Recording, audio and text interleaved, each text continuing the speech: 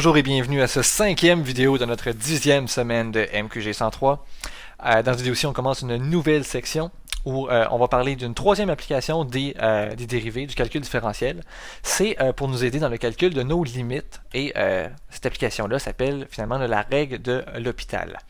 Donc, ça va arriver des fois qu'on en a déjà rencontré, que des limites nous conduisent à des formes indéterminées et que ce soit assez problématique.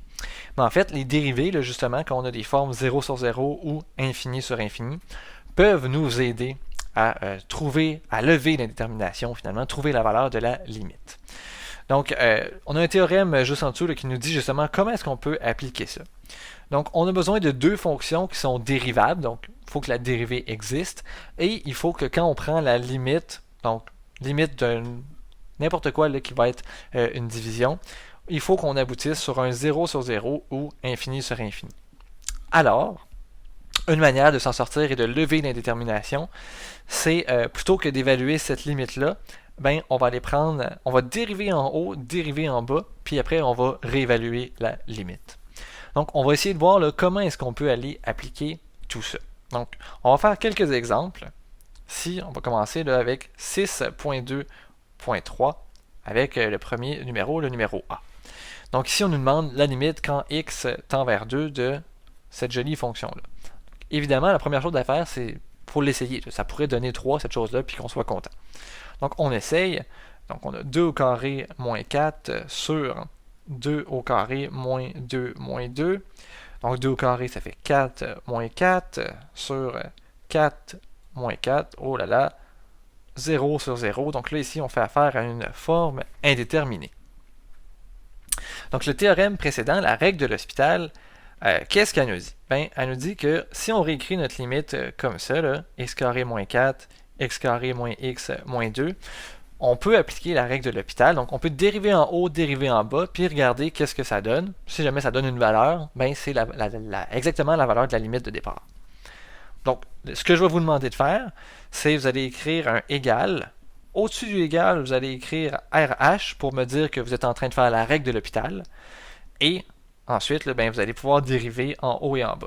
Donc, si je dérive en haut, si je dérive ça ici, ben, j'obtiens 2x.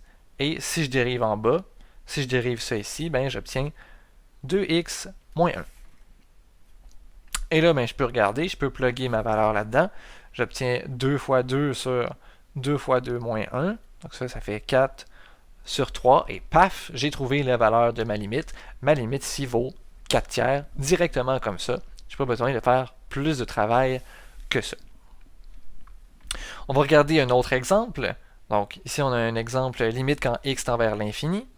Donc si on remplace directement, on a ln de l'infini sur racine de l'infini. Donc ln de l'infini, c'est l'infini. La racine de l'infini aussi. Donc on se retrouve ici avec une forme indéterminée.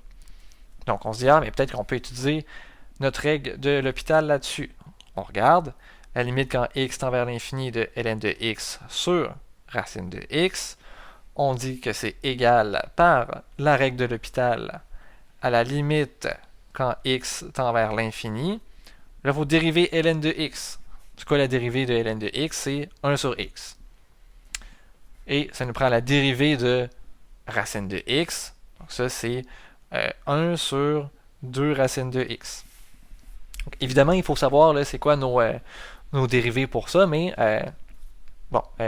ça ici, là, ça va venir. Puis, de toute façon, au pire, on a la table pour nous aider. Donc, on regarde ça, puis là, il y a deux choses qui peuvent arriver. Donc, dans un premier scénario, on pourrait dire que, OK, mais on fait juste remplacer directement là-dedans, puis on regarde qu'est-ce que ça donne, ou on essaye de mettre un peu d'ordre là-dedans. Moi, je vais vous suggérer de mettre de l'ordre là-dedans. Et donc, on a une fraction divisée par une fraction. Donc, on va venir écrire ça autrement. Donc, on se rappelle, là, quand on a une fraction divisée par une fraction, si on prend la première et on multiplie par l'inverse de la deuxième. Comme ça ici. Donc, qu'est-ce qu'on peut faire avec tout ça? Ben, on peut venir réduire un peu cette fraction-là. Donc, limite de x tend vers l'infini. Donc, j'ai 2. Donc, 2 fois 1, ça me donne 2. Puis là, j'ai racine de x sur x. Là, il faut se rappeler que racine de x, là, c'est x exposant une demi. Donc, x exposant une demi divisé par x, ici, là, il va me rester un racine de x. Donc, si vous n'êtes pas sûr, là, je peux vous faire un racine de x sur x, c'est x à la 1 demi sur x à la 1. Donc, ça, c'est la même chose que x à la 1 demi moins 1. C'est x à la moins 1 demi. Donc, c'est 1 sur x à la 1 demi. Ça, c'est 1 sur racine de x. C'est comme ça qu'on peut en venir à cette expression-là. Et ensuite, ben, on peut juste aller plugger un petit peu là, directement là-dedans. Donc, si je fais 2 sur racine de l'infini, ça va être 2 sur l'infini. Et ça ici, ça me donne 0 plus, ou encore, là, ça me donne 0. Mais là, bon, je vous l'ai dit, là, il y a plus qu'une manière là, de faire ça. Donc, c'est possible que vous ne le voyez pas, que bon, on va aller annuler la racine de x avec le x. C'est tout à fait correct. Si jamais ça arrive, par contre, là, vous allez peut-être devoir utiliser la règle encore une fois. Donc, disons qu'on est ici, puis que là, on remplace là, directement là-dedans. Qu'est-ce qu'on obtient?